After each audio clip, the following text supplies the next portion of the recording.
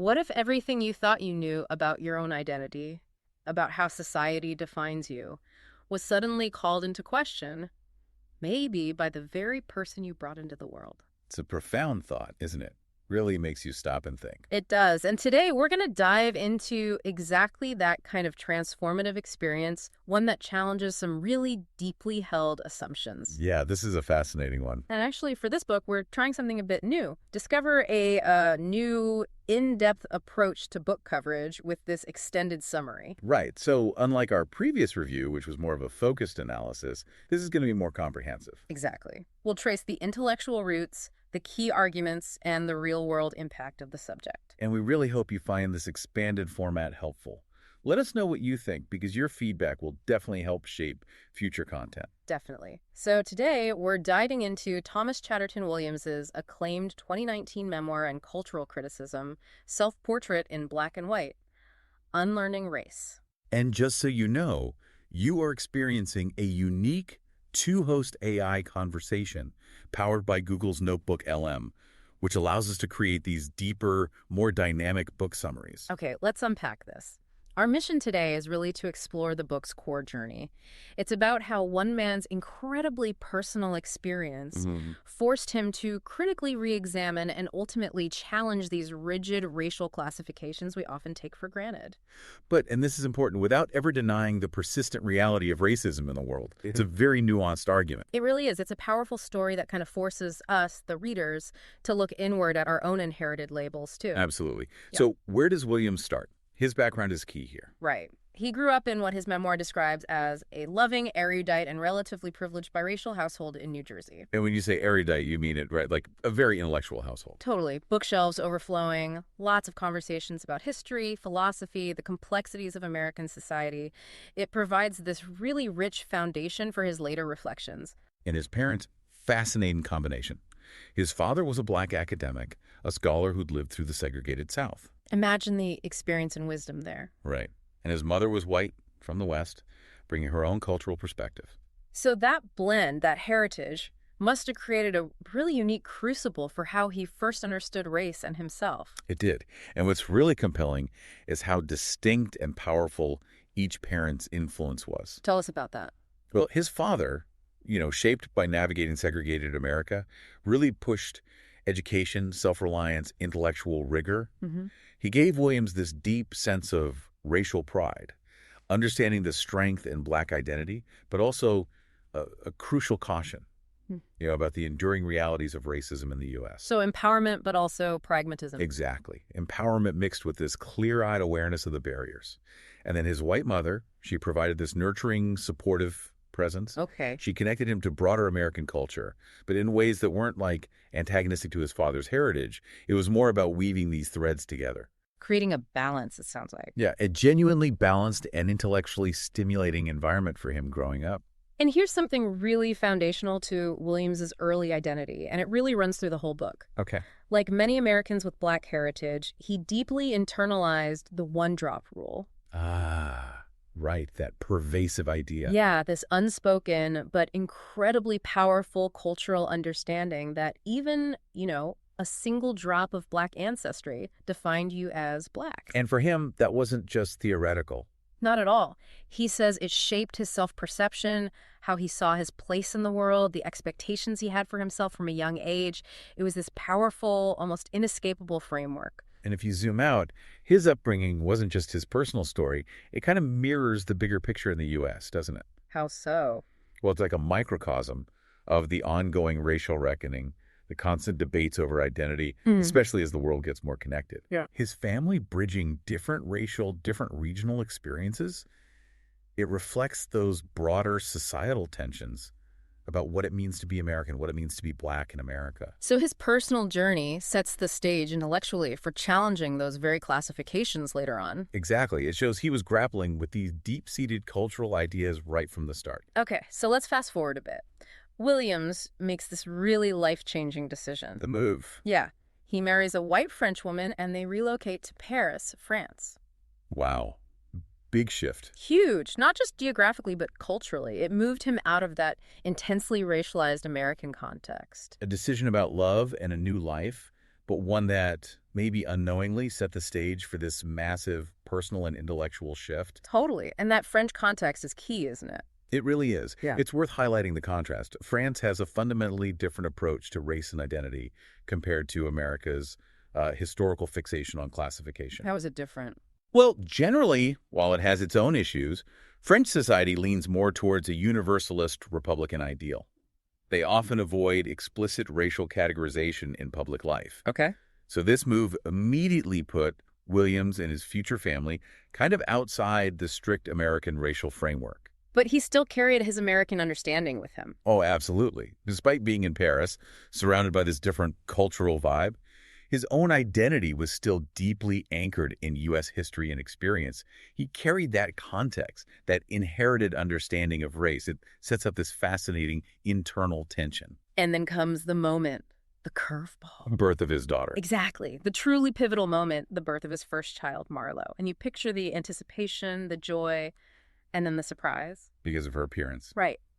Marla's appearance is striking. Blonde hair, blue eyes, and fair skin. Physical traits that were just completely unexpected, given that American one-drop rule he'd always lived by. Wow, that must have been jarring. Yeah. It forces this direct, undeniable confrontation with everything he thought he knew about race, about inheritance. It's wonder, but also this deep, unsettling cognitive dissonance. Yeah, that moment, Marlo's birth, it really kicks off Williams's crisis of identity. It forces him to re-examine all those assumptions about race he grew up with. He realizes her life will be different. Profoundly different from his own. The social reality of race in America, as he lived it, simply wouldn't apply to her in the same way. It raises that huge question. If race is largely a social construct, what happens when your own child physically and visibly challenges that construct? When they just don't fit the boxes? Right. He wasn't just thinking about it abstractly anymore. He was living its unraveling, watching his own family line evolve in this completely unexpected direction. So from that moment, he dives into this really profound internal struggle. About what these categories even mean anymore. Yeah, the meaning and utility of racial categories for his children and himself. This isn't some academic exercise for him. No, it's deeply personal. Emotional, intellectual wrestling. He's questioning the philosophical foundations, not just the social stuff. Like, does calling his kids black, given how they look, actually serve them? Or does it impose an identity that might not match their reality?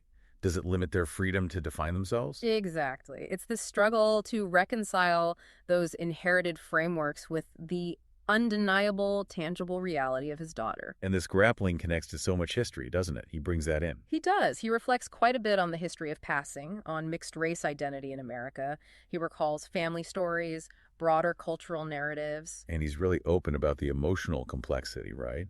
Realizing his direct line might not be seen as black in that traditional American sense anymore. Especially given the historical weight of that identity. He confronts the anxieties, but also the freedoms that come with racial ambiguity. And he acknowledges his own position, too.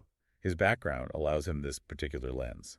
Right. It's this complex, deeply felt unraveling of identity, linking his personal struggle right back to centuries of American racial dynamics. So his background, affluent, educated, internationally mobile, that undeniably shapes his perspective, you think? Oh, absolutely. It gives him a unique and you could argue somewhat privileged lens to examine these issues.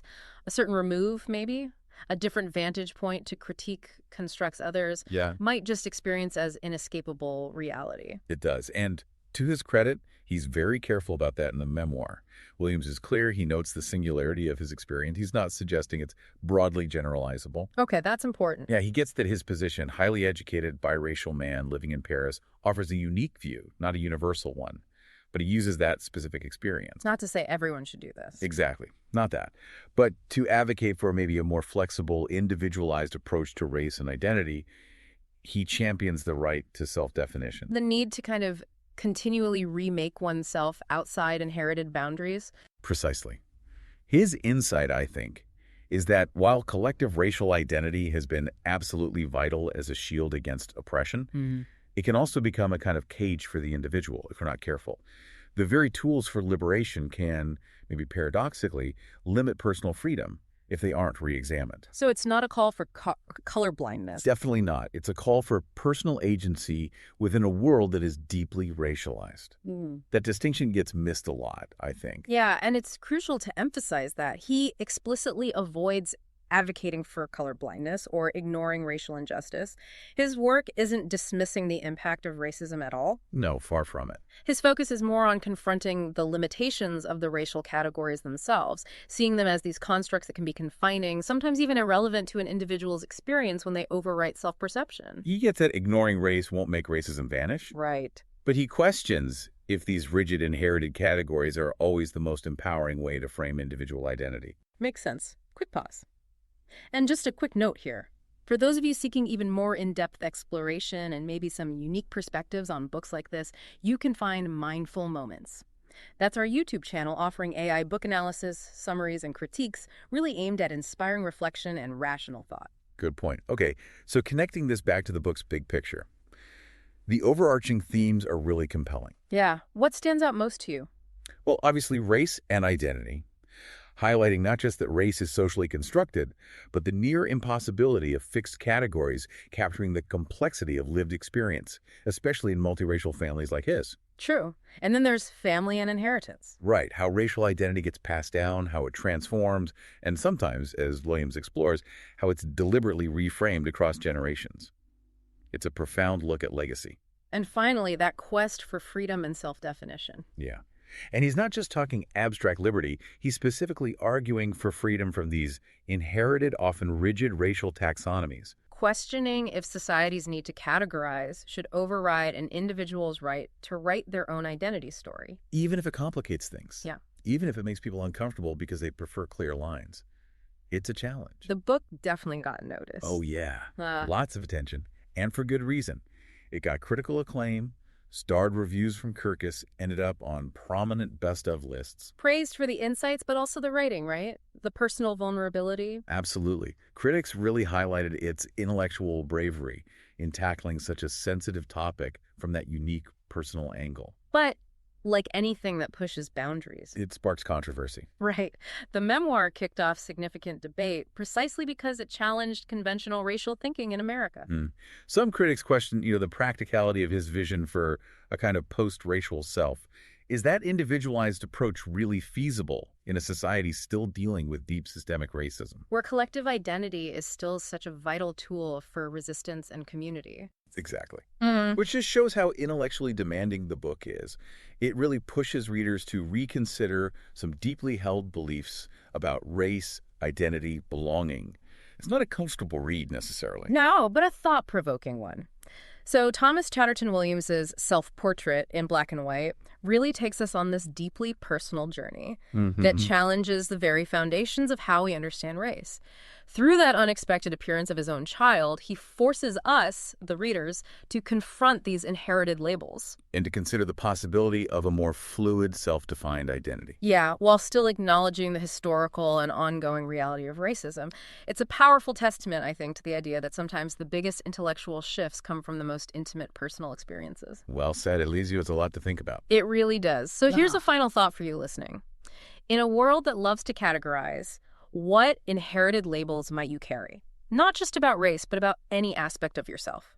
Labels that maybe no longer serve your true identity. And what freedom might lie in that conscious act of unlearning them. Something to definitely mull over. Click the link on screen for the in-depth book critique. Subscribe, share, purchase via link, and remember to think rationally. See the many genre-based book podcasts at Mindful Moments. Subscribe and nourish your mind on the go.